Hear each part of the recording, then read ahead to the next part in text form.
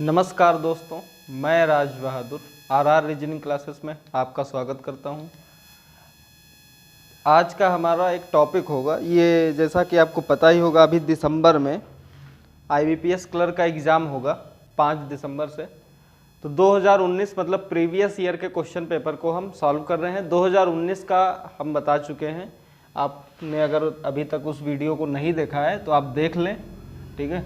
अपने क्वेश्चंस आप देख सकते हैं कि चाहे जो भी पेपर, चाहे जो भी हो, अगर हम प्रीवियस ईयर को नहीं एनालिसिस करेंगे तो हमको ये नहीं पता चलेगा कि किस टाइप के क्वेश्चंस अभी तक पूछे गए हैं और आगे आने वाले की संभावना कैसी हो सकती है। इसके बारे में जानना बहुत ही ज़रूरी है। तो आज हम करेंगे 2018 का। 2018 की 2 हमारी क्लासेस होंगी। आज हमारी इसकी पहली क्लास है 2018 प्रीवियस ईयर के क्वेश्चंस की, ठीक है। तो आज उन्हीं को हम सॉल्व करेंगे। अगर ये वीडियो आपको हेल्पफुल लगे तो लाइक करें और ज़्यादा से ज़्यादा लोगों के पास शेयर जरूर करें, ठीक है। तो चलिए देखते हैं हमारा आज का पहला क्वेश्चन क्या है। तो ये रहा हमारा आज का पहला क्वेश्चन। आप जैसे कि देख रहे हैं, दिया गया है कि how many pairs of letters are there in the word declaring. Declaring जो वर्ड है, इसके बीच में हमको बताना है कि कितने जो है ये वर्ड्स होंगे, इसमें पेयर्स हमको ढूंढना है, ठीक है। तो अब देखो, ये हमने लिख लिया वर्ड। अब पेयर्स कैसे ढूंढे जाएं? पिछली क्लास में हम बता चुके हैं कैसे। या तो लेटर्स जो हमारे हैं इनकी प्लेस वैल्यू लिख लें, या फिर हमको डायरेक्ट याद होने चाहिए। तो अब देखो डी है, डी के बाद ई आता है, FGHIJKL नहीं है कुछ भी, सॉल्व हो गया। ई FGHIJKL नहीं है, ये भी। सी DEFGHI ये भी नहीं है। फिर L MNOP ये भी नहीं है। ABCD ये भी नहीं होगा। R के बाद कुछ भी नहीं होगा। IJK ये भी नहीं होगा, ठीक है। तो अब देखिए, ये हमारा एक साइड का हो गया है। दूसरा हम देखेंगे GHI। तो अब देखो ये हमारा I लगा है, IJKL ये हमारा L हो गया। MNO नहीं है, छोड़ दो। N है यहाँ पे, OPQRS नहीं है। IJKL ये हो गया। MNO ये भी नहीं है। RSTU कुछ भी है, कुछ भी नहीं। फिर A हमारा यहाँ पे दिया गया, B और C। तो अब देखो A से लेके C तक ये हो गया, ठीक है। C के बाद D और E ये भी नहीं होगा। तो अब देखो हमारे टोटल्स कितने पेयर बन रहे हैं। यहाँ पे हमारे टोटल 1 2 3 4 5 ये हमारे टोटल हो गए, ठीक है। और देखो ऑप्शन में क्या कहीं 5 दिया गया है? 5 नहीं दिया गया है, लेकिन पांचवें वाला जो ऑप्शन दिया गया है, 5th वाला, उसमें दिया गया है मोर देन 4। तो अब हम क्या करेंगे, मोर देन 4 वाले को हम पिक कर लेंगे, क्योंकि यहाँ पे टोटल हमारे पेयर्स कितने बन रहे हैं। अब देखो पेयर्स ये हमने बता दिए हैं ना, पेयर्स। अब इसके आगे अगर कोई बन रहा है, आई हमने आई को एल से बनाया है, फिर इसके बाद अगर कोई भी बन रहा है, ए को सी से हमने बना दिया, और फिर उसके बाद भी अगर कोई बन रहा है तो उसको हमको काउंट करने की ज़रूरत ही नहीं है। ऑप्शन से भी हम देख सकते हैं। टाइम हमको बचाना है, टाइम को मैनेज करने का ये एक यही तरीका है कि आप फास्ट से फास्ट करिए, ऑप्शन को भी देखते चलिए। कि जैसे मान लो आपके 6 पेयर बन रहे हैं और ऑप्शन में दिया गया है मोर देन 5, तो आप मोर देन 5 वाला लगा दीजिए, चाहे उसमें 10 पेयर बने चाहे 6 पेयर बने, उससे कोई फर्क नहीं पड़ने वाला। तो इस क्वेश्चन का हमारा ऑप्शन क्या हो जाएगा? ऑप्शन हमारा डी वाला, सॉरी 5th वाला ऑप्शन जो है सही हो जाएगा, मोर देन 4 पेयर्स, ठीक है। तो चलिए देखते हैं अगला क्वेश्चन हमारा क्या है।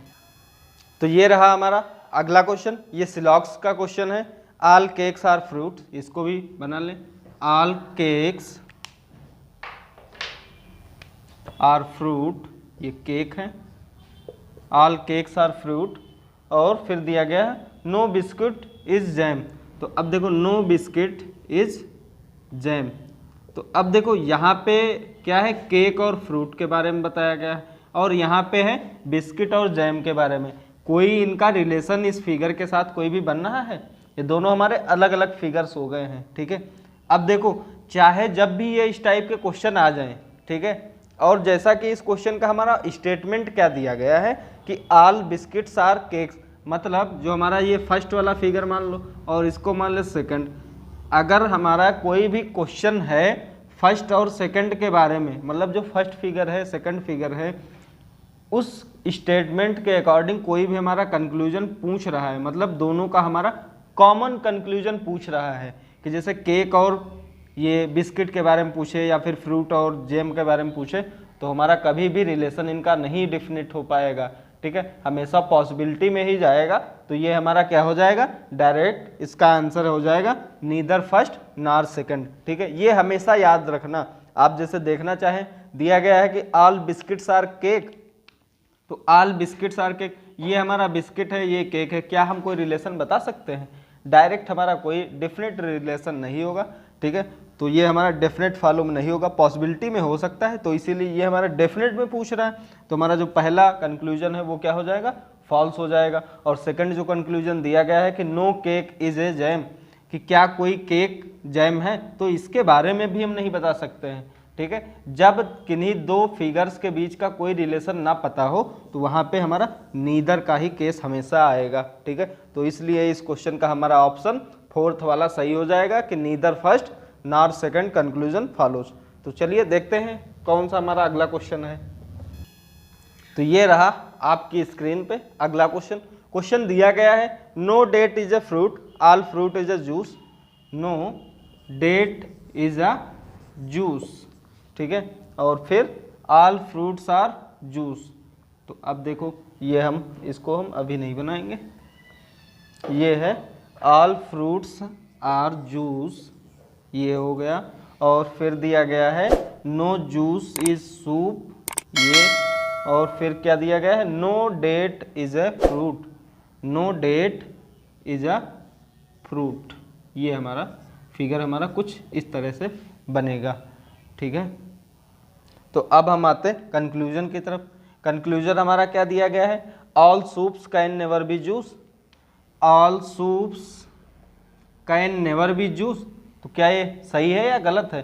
Can never be, can be mean सकना होता है, वो एक पॉसिबिलिटी होती है, और कैन नेवर बी डेफिनेट होता है, ठीक है। तो क्या ये डेफिनेट में जो हमारा दिया गया है कि all soup can never be juice, क्या ये डेफिनेट में सही है नहीं सही है? तो जी हाँ, ये डेफिनेट में सही हो जाएगा, क्योंकि अब देखो नो का ये रिलेशन हमारा जूस और सूप जो है नो का रिलेशन दिखा रहा है, और उसमें दिया गया है कि कैन नेवर बी, कभी भी नहीं हो सकते।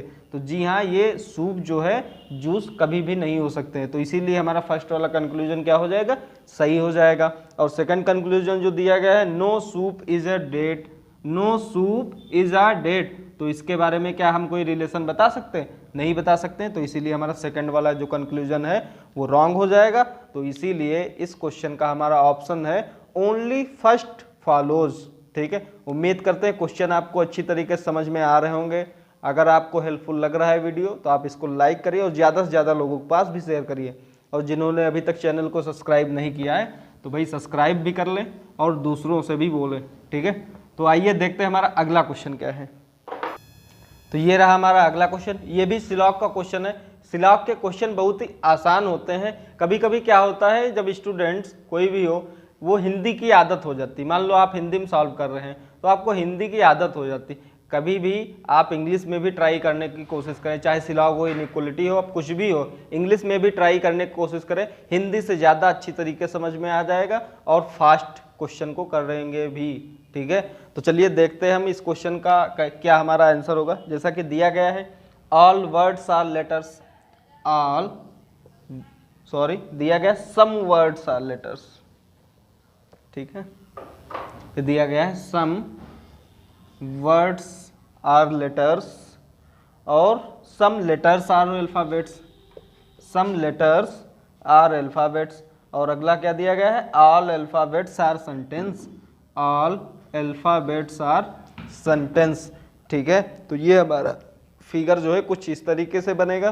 तो अब हम देखते हैं कंक्लूजन की तरफ। कंक्लूजन हमारा क्या दिया गया है, at least some letters are sentence, at least some letters are sentence, क्या कुछ लेटर्स जो हैं सेंटेंस हैं? तो भाई देखो ये हमारा लेटर हो गया और ये हमारा सेंटेंस दिया गया, तो भाई देखो लेटर का कुछ पार्ट सेंटेंस के पास है या नहीं है? तो जी हाँ, ये दिया गया है, तो इसीलिए इसका हमारा पहला वाला जो कंक्लूजन है वो सही हो जाएगा। तो अब हम देखते हैं दूसरा कंक्लूजन। दूसरा कंक्लूजन क्या दिया गया है, ऑल सेंटेंसेस आर वर्ड्स, क्या सारे सेंटेंस जो हैं वो वर्ड हैं? तो भाई देखो ये सेंटेंस दिया गया, ये वर्ड दिया गया, क्या इसके और इसके बीच में हम कोई डायरेक्ट रिलेशन बता सकते हैं? कोई भी रिलेशन नहीं बता सकते। मतलब ये हमारा फॉलो नहीं करेगा। पॉसिबिलिटी में फॉलो कर सकता है बट डेफिनेट में फॉलो नहीं कर सकता है, तो इसीलिए हमारा ये जो सेकंड वाला कंक्लूजन है वो क्या हो जाएगा, रॉन्ग हो जाएगा, और इस क्वेश्चन का हमारा ऑप्शन फर्स्ट वाला सही हो जाएगा, ओनली फर्स्ट फॉलोज। ठीक है, तो चलिए देखते हैं अगला क्वेश्चन। तो ये रहा हमारा अगला क्वेश्चन। ये भी क्वेश्चन सेम क्वेश्चन है, बस क्या है, कंक्लूजन चेंज है। हमारे क्वेश्चन के स्टेटमेंट्स सेम हैं बट कंक्लूजन चेंज है। तो आइए देखते हैं क्या होगा इसका कंक्लूजन, कौन से कंक्लूजन्स इसके सही होंगे। तो जैसा कि दिया गया है, at least some words are alphabets, at least some words are alphabets. तो अब देखो ये हमारे वर्ड्स हैं और ये अल्फाबेट्स हैं, तो क्या इनके और इनके बीच में हम कोई रिलेशन बता सकते हैं? डेफिनेट में नहीं बता सकते बट पॉसिबिलिटी में हमारा हो सकता है। ठीक है, तो ये सही भी हो सकता है, गलत भी हो सकता है। पॉसिबिलिटी का मतलब सही है, गलत भी हो सकता है। ठीक है, और दूसरा देखो क्या दिया गया है, no word is an alphabet, कि कोई भी वर्ड क्या अल्फाबेट नहीं है, तो इसके बारे में भी हम नहीं बता सकते हैं। मतलब सही भी हो सकता है, गलत भी हो सकता है। अब देखो हमने बताया था आइदर आर का केस, अगर आपको नहीं पता है सिलॉग की प्लेलिस्ट में जाइए, आप अपना कॉन्सेप्ट क्लियर करिए और आइदर आर के केस और ओनली फ्यू के बारे में भी जानिए।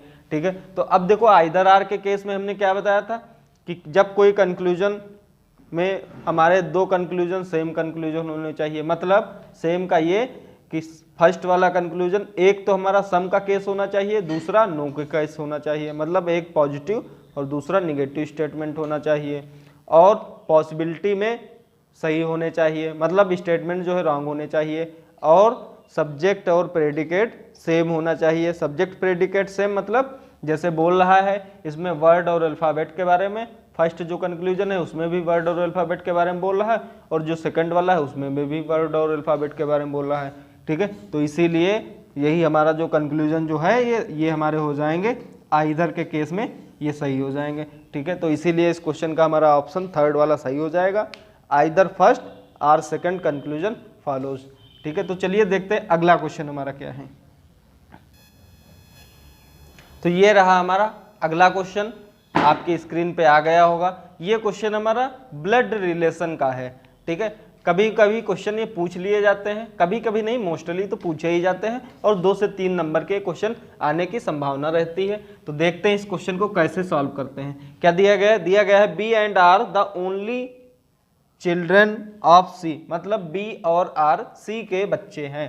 तो भाई देखो बी और आर ये जो हैं सी के बच्चे हैं, इनके बी और आर के जेंडर के बारे में नहीं बता सकते। जहाँ पे चाइल्ड और चिल्ड्रन लिखा हो वहाँ पे जेंडर नहीं क्लियर होता है। ठीक है, इसीलिए हमने यहाँ पे प्लस और माइनस कुछ भी नहीं लगाया है। और जैसा कि आप करते होंगे स्क्वायर और सर्किल का, वो भी यहाँ कोई कॉन्सेप्ट नहीं है। ठीक है, फिर क्या दिया गया है, H is the grandson of C, H is the grandson of C. ठीक है, एच जो है सी का ग्रैंडसन है, लेकिन अब देखो इसमें कोई चीज़ बताई नहीं गई है, तो अब देखो ऐसे ही हम बना लें, H is the grandson of C, किसका बच्चा है, आई डोंट नो। ठीक है, आई डोंट नो नहीं, वी डोंट नो, आपको भी नहीं पता है ना। फिर क्या दिया गया है, only one of the children of C is married, C का कोई एक बच्चा जो है वो ही मैरिड है, या तो बी हो सकता है या फिर आर हो सकता है। अगला statement, Q is married to R, मतलब अब देखो पता हो गया ना, Q is married to R, Q जो है आर से विवाहित है। तो अब देखो दिया गया है कि सी का कोई एक ही बच्चा मैरिड है, अब पता हो गया है जो बच्चा है वो आर बच्चा है, वही मैरिड है, तो आर का ही लड़का हो जाएगा एच, तभी ये सी का ग्रैंडसन होगा। ठीक है, और अगला क्या दिया गया है, F and Q are daughters of J, F and Q are daughters of J, मतलब एफ और क्यू जो हैं जे की डॉटर हैं। ठीक है, तो अब देखो एफ और क्यू ये दोनों लड़कियां हैं जे की, तो अब देखो जब क्यू जो है फीमेल पर्सन है तो आर क्या हो जाएगा, मेल पर्सन हो जाएगा ना, आर क्या होगा, एक मेल पर्सन हो जाएगा। ठीक है, और जो भी हमारा दिया गया है बस यही हमारा फिगर है। एक बार फिर से चेक कर लेते हैं क्या दिया गया है, इसको हटाते हैं। दिया गया है B and R only children of C, B and R only children of C, H is the grandson of C, H is the grandson of C, और फिर दिया गया only one of the children of C is married, C का कोई एक ही बच्चा married है, are हो गया, ठीक है। और फिर दिया गया है Q is married to R, Q जो है आर से विवाहित है, ये भी सही है। फिर F and Q are daughters of J, F और क्यू जो है जे की डाटर हैं, ठीक है। तो एफ और क्यू जो है जे की डाटर हो गई, ठीक है। तो यही हमारा फिगर बनेगा। तो आइए क्वेश्चन जैसा कि इसमें दिया गया, क्वेश्चन और भी हैं बट हमने इसमें एक ही क्वेश्चन यूज किया है। जैसा कि दिया गया how F is related to H, कि एफ जो है एच से कैसे संबंधित है।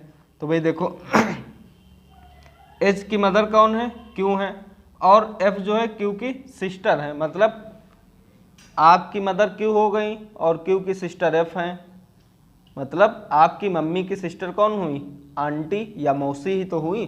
तो इस क्वेश्चन का हमारा आंसर क्या हो जाएगा, आंट हो जाएगा, मतलब फर्स्ट वाला जो हमारा आंसर है ऑप्शन है वही वाला सही हो जाएगा, ठीक है। तो चलिए देखते अगला क्वेश्चन हमारा क्या है।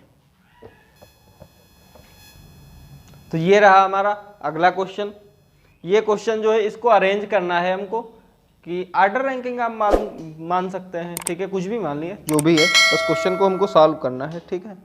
और क्वेश्चन ये अच्छा क्वेश्चन है, ये आते जरूर क्वेश्चन है, ठीक है, एक क्वेश्चन तो जरूर ही आता है, उसमें जो 2-3 नंबर्स के क्वेश्चन हो सकते हैं, ठीक है। तो चलिए देखते हैं इस क्वेश्चन को कैसे सॉल्व करेंगे। दिया गया है 6 स्टूडेंट्स, 6 स्टूडेंट दिए गए हैं, ए बी सी डी ई और एफ, ये 6 स्टूडेंट्स दिए गए हैं, इनको अरेंज करना है, इनकी हाइट के अकॉर्डिंग इनको अरेंज करना है, ठीक है। क्या दिया गया है कि C is taller than only one student, C जो है केवल एक ही स्टूडेंट से बड़ा है, ठीक है, ये हो गया। फिर दिया गया है E is taller than A, नहीं, D is taller than C, D जो है सी से बड़ा है, और बट शॉर्टर देन ए, लेकिन ए से छोटा है, डी जो है ए से छोटा है। फिर दिया गया है E is taller than A, E जो है ए से बड़ा है, E is taller than A and F, E जो है ए और एफ से बड़ा है। तो अब देखो यहाँ पे एफ तो हमारा होगा नहीं, एफ यहाँ पे हमारा हो सकता है, क्योंकि एक ही पोजीशन हमारी खाली है। तो यहाँ पे हमारा कौन बचा, बी हमारा बचा, बस यही हमारा इसका अरेंजमेंट हो गया। कुछ है इस क्वेश्चन में, कुछ भी नहीं है, बहुत इजी क्वेश्चन आते हैं।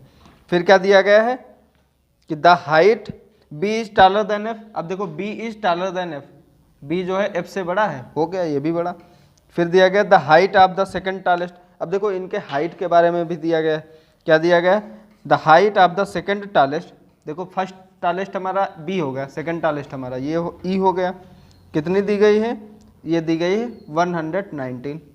दिया गया है the height of the second tallest among them is 119, तो ये 119 है। और फिर दिया गया है one who is the third shortest among them having the height 102। तो अब देखो थर्ड शॉर्टेस्ट, ये फर्स्ट शॉर्टेस्ट, सेकंड और ये थर्ड हमारा हो गया, इसकी हाइट कितनी दी गई है, 102 दी गई है, ठीक है। और बस यही हमारा क्वेश्चन है।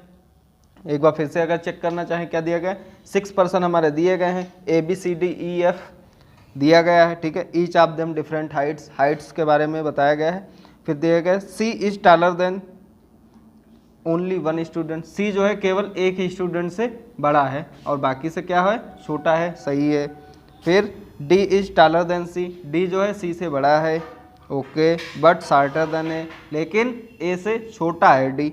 फिर E is taller than A, E जो है ए से बड़ा है एंड एफ से भी बड़ा है और एफ से भी बड़ा है, but not the tallest person, लेकिन ई जो है सबसे बड़ा नहीं है, ठीक है। B is taller than F, B जो है एफ से बड़ा है, बस हो गया। द हाइट ऑफ सेकंड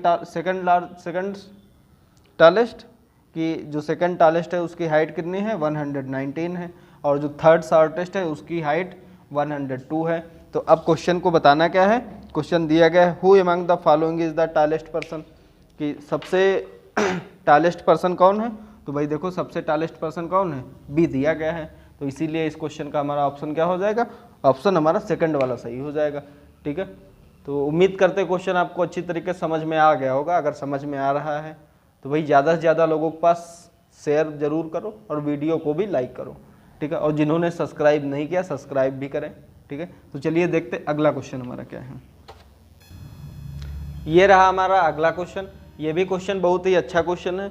ये मंथ और डेट बेस्ड है पजल, जिसको समझ लो, जो भी समझें आप, ठीक है। इसमें दिया गया 8 लोग दिए गए हैं, मंथ्स दिए गए हैं, 4 मंथ्स हैं और 2 डेटें दी गई हैं, 10 और 25, ठीक है। जैसा आप देख रहे हैं, मंथ्स हमारे कौन कौन से हैं, मई है, जून, सितंबर और दिसंबर, ये हमारे मंथ्स दिए गए हैं, ठीक है। डेट इनकी दी गई है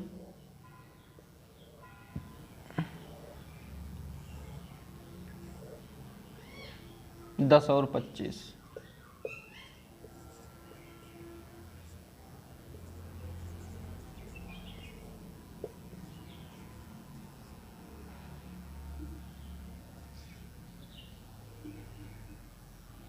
तो आइए देखते हैं कैसे इस क्वेश्चन को सॉल्व करते हैं। जब भी ये मंथ और डेट बेस्ड हमारी पजल वगैरह आ जाए, कुछ भी हो, तो ये जरूर लिख लेंगे कि कौन सा मंथ कितने दिन का होता है, ठीक है। इसको लिखना अनिवार्य है ना। तो आइए देखते हैं कैसे इस क्वेश्चन को सॉल्व करते हैं। दिया गया है not more than 2 person will give lecture in the same month, कि 2 पर्सन जो है, नॉट मोर देन, हाँ, कि एक महीने में 2 से ज़्यादा लोग नहीं लेक्चर दे रहे हैं, ठीक है। और फिर दिया गया only one of the given person will be deliver lecture on each day, और प्रत्येक दिन एक व्यक्ति तो लेक्चर जरूर ही देता है। तो आइए देखते हैं क्या दिया गया है। A delivers his lecture on 10th of the month which has only 30 day. A जो है उस महीने की 10 तारीख को देता है लेक्चर जिस महीने में 30 दिन होते हैं। तो भाई देखो 30 दिन वाले महीने कौन कौन से हैं, एक तो जून हो गया है और दूसरा सितंबर हो गया है, ठीक है। तो ए यहाँ पे हो सकता है और ए यहाँ पे हो सकता है, ठीक है। 2 फिगर बना ले। और फिर दिया गया है only 3 lecture have been given between A and B. A और बी के बीच में 3 लेक्चर हैं। तो आइए देखते हैं 3 लेक्चर अगर हम ए के नीचे यहाँ कर दें तो कुछ होगा, नहीं होगा, मतलब ऊपर जा सकता है, 1 2 3, ये यहाँ पे ए और बी हो जाएगा, ठीक है। इसमें नहीं होगा बट इधर वाले में हो जाएगा, नीचे 1 2 3, ए और बी के बीच में 3 लेक्चर हो गए। और फिर दिया गया है P delivers the lecture immediate after B. P का जो लेक्चर है वो बी के तुरंत बाद है। तो भाई देखो बी का जो पी का लेक्चर है बी के तुरंत बाद है, इसमें यहाँ पे हो जाएगा। और फिर दिया गया है number of person who give lecture after P is same as the number of person who give lecture before Q. मतलब पी के बाद जितने व्यक्ति लेक्चर देते हैं उतने ही व्यक्ति लेक्चर क्यू के पहले भी देते हैं। तो भाई देखो पी के बाद कितने लेक्चर देते हैं, 1 2 3 4 5 6 दिए गए हैं, और क्यू के पहले भी हमारे 6 होने चाहिए। तो अगर हम क्यू को यहाँ पे प्लेस कर दें तो इसके पहले 6 देखिए हमारे लेक्चर बन रहे हैं, नहीं बन रहे हैं, 1 2 3 4 5 6 ये हमारे हो गए। यहाँ पे आते हैं कि पी के पहले जितने दे रहे हैं, मतलब पी के बाद जितने लेक्चर दे रहे हैं उतने ही लेक्चर क्यू के पहले भी देने चाहिए। तो देखो पी अगर जो सबसे लास्ट में है तो क्यू सबसे पहले होगा, ठीक है, तभी तो उसके पहले और बाद में कुछ भी नहीं होगा, ठीक है। फिर दिया गया है कि only 2 person give lecture between Q and C, कि क्यू और सी के बीच में केवल 2 व्यक्ति लेक्चर देते हैं। तो अब देखो क्यू यहाँ पे है तो सी हमारा यहाँ पे हो जाएगा, क्यू यहाँ पे है तो सी हमारा यहाँ पे हो जाएगा, ठीक है। और फिर दिया गया है R and C give their lecture in same month.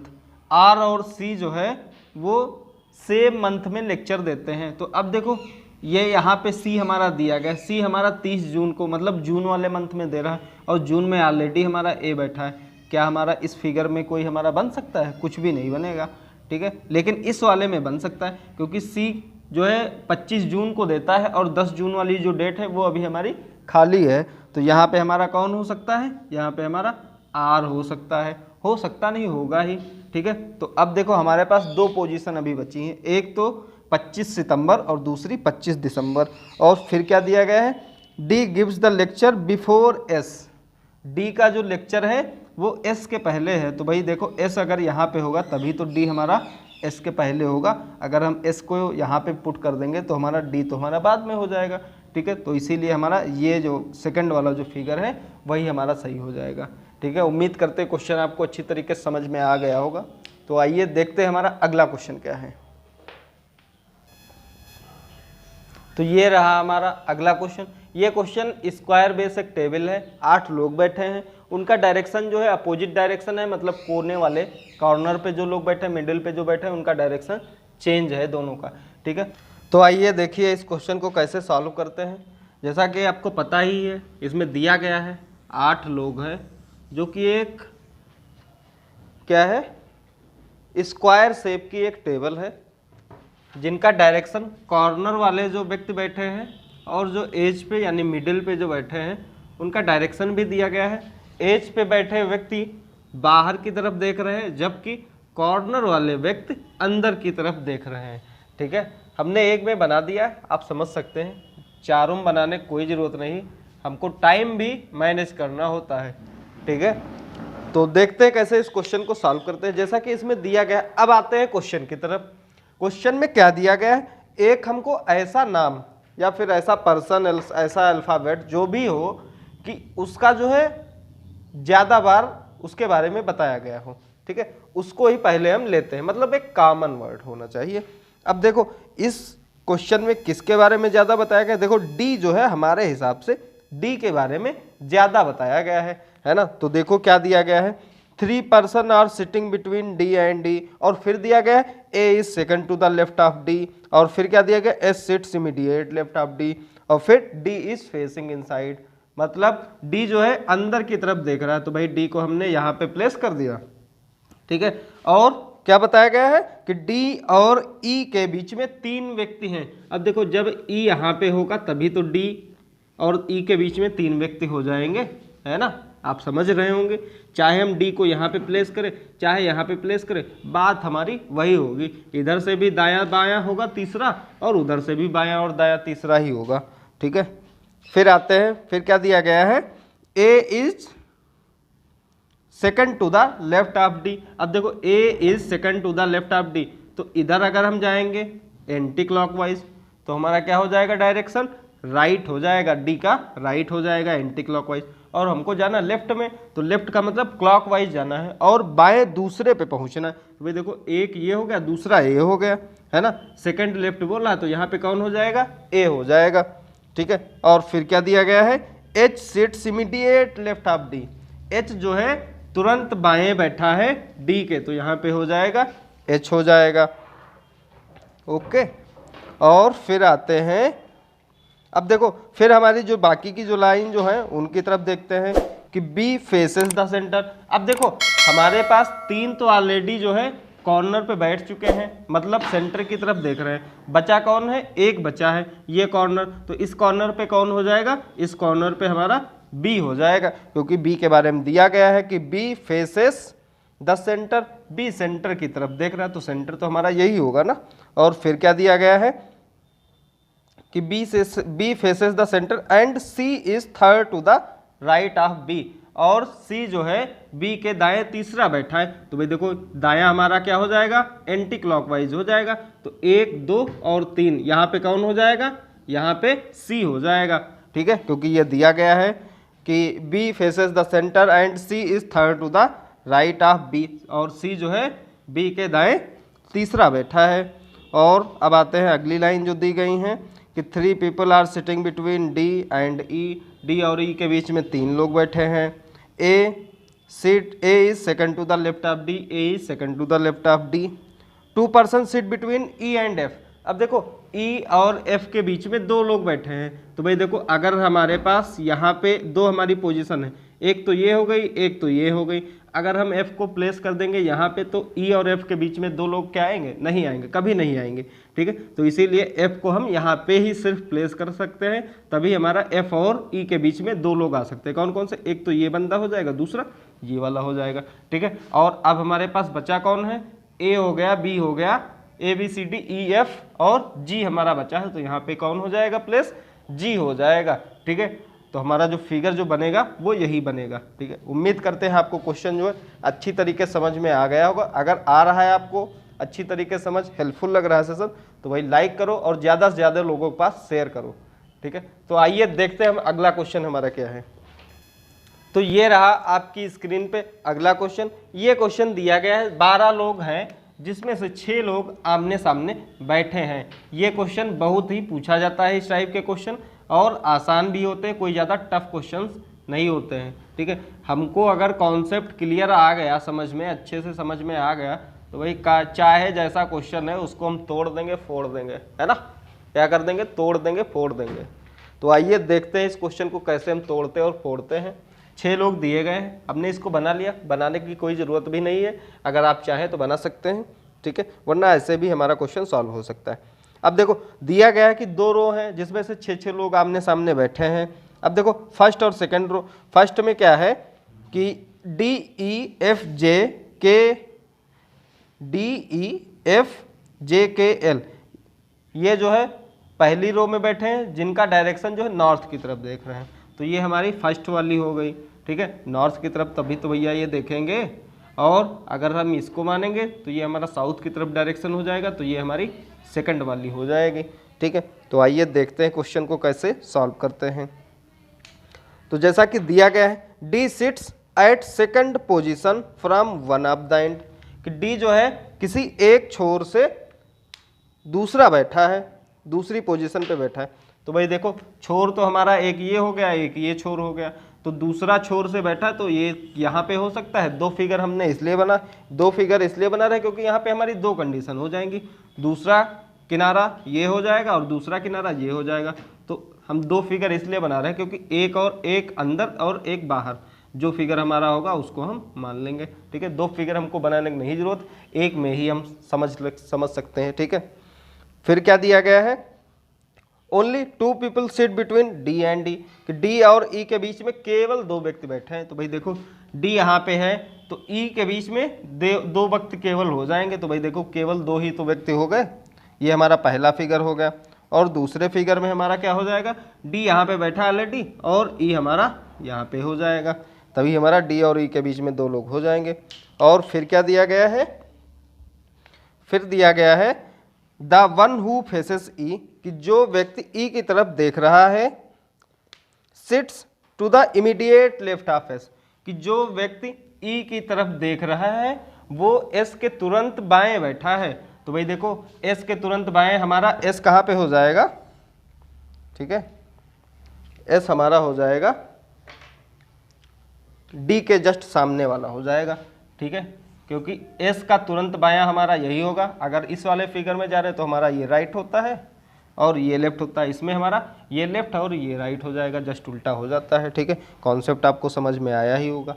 तो इस वाले फिगर में अब हम आते हैं बाहर वाले फिगर में, मतलब जो अंदर वाला जो फिगर है, इसमें क्या बोल रहा है कि ए जो है उस व्यक्ति के कि the one who faces E sits to the immediate left of S, कि जो व्यक्ति ई के सामने बैठा है वो एस के तुरंत बाएं बैठा है। अगर भैया हम एस को यहाँ पे प्लेस कर देंगे तो तुरंत ये हमारा क्या हो जाएगा, दायां हो जाएगा, मतलब जो हमने अंदर वाला जो फिगर जो बनाया है वो क्या हो गया है, वो हमारा नहीं फॉलो होगा, बाहर वाला ही फॉलो होगा, ठीक है।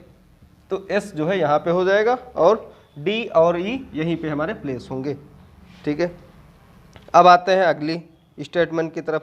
अगला स्टेटमेंट क्या दिया गया है कि only 2 people sit between T and S, T और एस के बीच में केवल 2 व्यक्ति बैठे। तो भाई देखो टी और एस के बीच में केवल 2 व्यक्ति हो गए।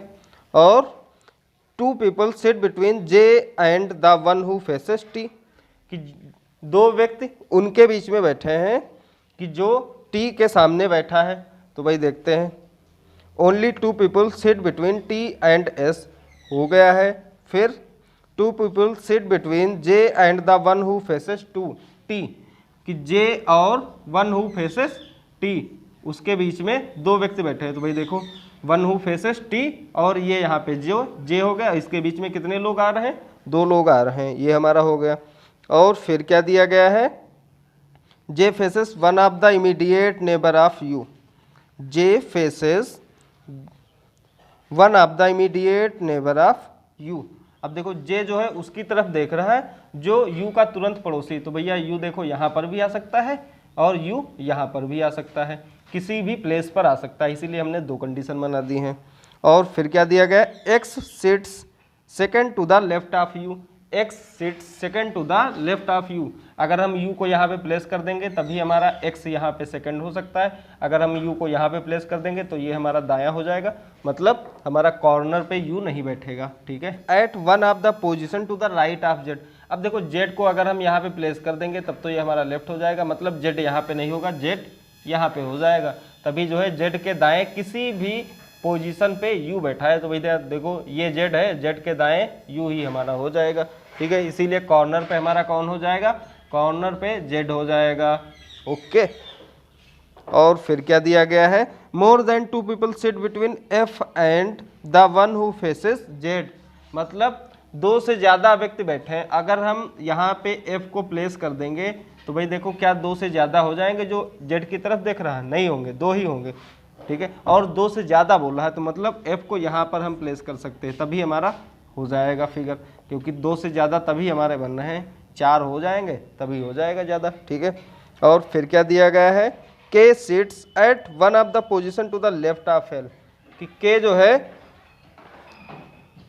के sits at one of the position to the left of L, K जो है एल के किसी भी बाईं तरफ बैठा है, तो भाई देखो अगर के जो है नहीं सॉरी यहाँ पे हो जाएगा एल, क्योंकि के बारे में बोला है तो के जो है यहाँ पे हो जाएगा, तभी ये हमारा क्या हो जाएगा, बायां हो जाएगा, कि K sits at one of the position to the left of L, K जो है एल के किसी भी पोजीशन पे बैठा है, ठीक है। तो ये हो गया। और फिर हमारा बचा कौन, ऊपर वाले में एक पोजीशन बच रही, कौन कौन सी, S T U X Y Z, तो वाई यहाँ पे बच रहा तो वाई यहाँ पे हो जाएगा, ठीक है। तो उम्मीद करते हैं आपको क्वेश्चन ये अच्छी तरीके से समझ में आ गया होगा, ठीक है। अगर नहीं आया तो फिर से एक बार समझ लेते हैं। देखिए क्या क्या दिया गया है, कि D seats eight second position from the one of the end, कि डी जो है किसी भी छोर के दाएं दूसरे बैठा है, तो भाई देखो डी जो है किसी भी छोर के दूसरे ही बैठा है।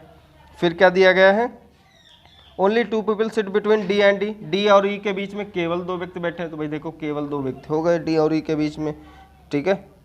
फिर क्या दिया गया, the one who faces E, कि जो ई की तरफ देख रहा है, sits to the immediate left of S, जो ई की तरफ देख रहा है वो एस के बाएं तुरंत बैठा है, एस के तुरंत बाएं बैठा है, तो भाई देखो एस के जो सामने है, नहीं कि ई के जो सामने है वो एस के तुरंत बाएं बैठा है, तो भाई देखो ई के जो सामने है वो एस के तुरंत बाएं ही बैठा है, ठीक है। फिर क्या दिया गया है, only two people sit between T and S, T और एस के बीच में केवल दो व्यक्ति बैठे, तो भाई देखो यू और वाई दो ही तो हैं, ये हो गए। फिर J faces the one who of the immediate neighbour of you, कि J faces one of the immediate neighbour of you, कि जे जो है उस व्यक्ति के सामने देख रहा है जो यू का तुरंत पड़ोसी है, तो भाई देखो जे जो है उसके सामने ही देख रहा है जो यू का तुरंत पड़ोसी है। फिर X sit second to the left of U, X जो है यू के बाएं दूसरा बैठा है, तो भाई देखो एक्स जो है यू के बाएं दूसरा ही बैठा है, ये फर्स्ट और ये सेकंड हो गया। फिर क्या दिया गया है, U sits at one of the position to the right of Z, U जो है जेड के किसी भी दाईं पोजीशन पे बैठा है, तो भाई देखो यू जो है जेड के किसी भी दाईं पोजीशन पे बैठा है, क्योंकि ये हमारा राइट होता है, तो भाई देखो किसी भी दाईं पोजीशन पे बैठा है। फिर more than two people sit between F and Z, F और जेड के बीच में, मतलब more than two people sit between F and the one who faces Z, कि दो से ज़्यादा व्यक्ति एफ और उस व्यक्ति के सामने बैठे हैं, उस व्यक्ति के बीच में बैठा है जो जेड के सामने बैठा है, भी देखो जेड के सामने एल है हमारा और एफ के बीच में दो से ज़्यादा होने चाहिए, तो देखो दो से ज़्यादा ही तो है, चार हैं, दो से ज़्यादा हो गए, ठीक है।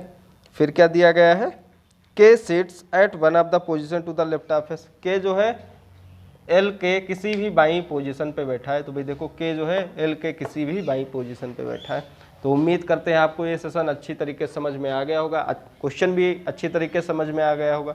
वही ज़्यादा से ज़्यादा आप स्पीड टेस्ट वगैरह दीजिए, क्वेश्चन को भी सॉल्व करिए, जितना ज़्यादा आप कोशिश करेंगे उतना ही ज़्यादा आपके लिए अच्छा रहेगा, ठीक है। तो मिलते हैं अगली क्लास में। अगर वीडियो अच्छा लगे तो भाई लाइक करो, लोगों के पास ज़्यादा से ज़्यादा लोगों के पास शेयर करो, और जिन्होंने अभी तक चैनल को सब्सक्राइब नहीं किया सब्सक्राइब भी कर लें, ठीक है, और बेल आइकन भी दबा लें। तो मिलते हैं अगली क्लास में, थैंक यू।